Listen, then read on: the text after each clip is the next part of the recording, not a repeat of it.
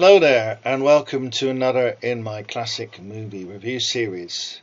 So this one is a bit of a mouthful, Eternal Sunshine of the Spotless Mind, which is a title that comes from an Alexander Pope poem. You may or may not know who he is. There's a lot of information about him on the internet if you're interested to find out.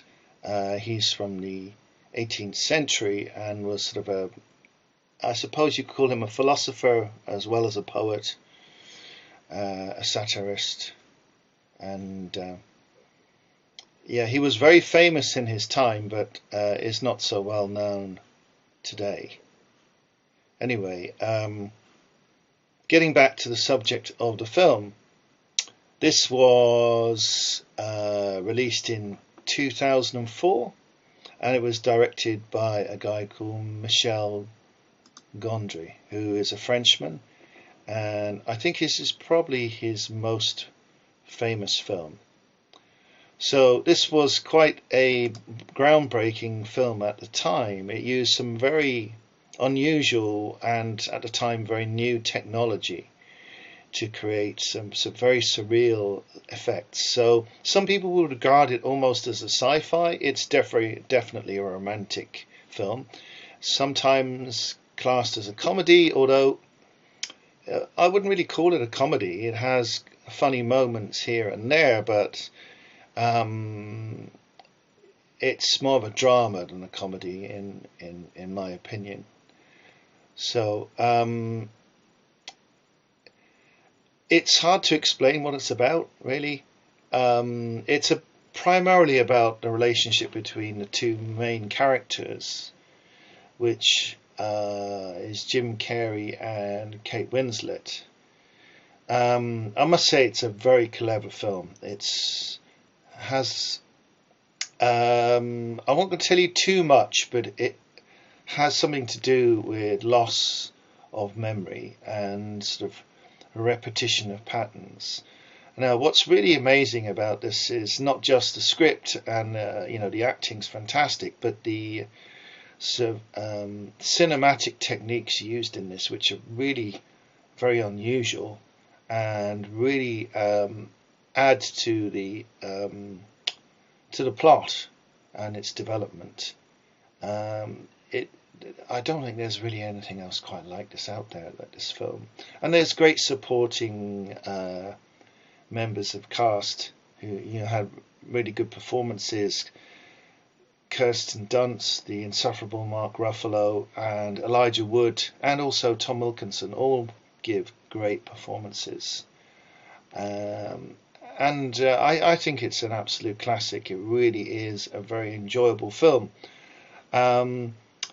It's not hugely well known, but it actually did pretty well at the box office. It managed to gross about 75 million, and then there's been sales on Blu-ray and DVD, and that's what I have is the DVD here. It's a special edition version, which has got quite a lot of special features that explain how the film was made, which is quite interesting. The very odd techniques that were used in the making of this film. I think it's one of those films that you can watch multiple times over and over and you'll still enjoy it, because the complexity of the story plus the amazing cinematography make it really a joy to watch. And it says so much about the human condition and human relationships as well. It really is a fantastic all-round effort from the entire team that put this together. So, and I suppose the two main actors, Jim Carey and Kate Winslet, are really what carries it most of all. And they did a great job. They didn't overplay it. It has a sort of course, it's very unreal in many ways. It has a sort of unreality about it, but the actual basic relationships between these two and other people have a certain sort of reality to them that sort of is very believable, I find. So I would highly recommend watching this. it's not a very fast moving film, but it has a sort of non-linear narrative, so it jumps around quite a bit.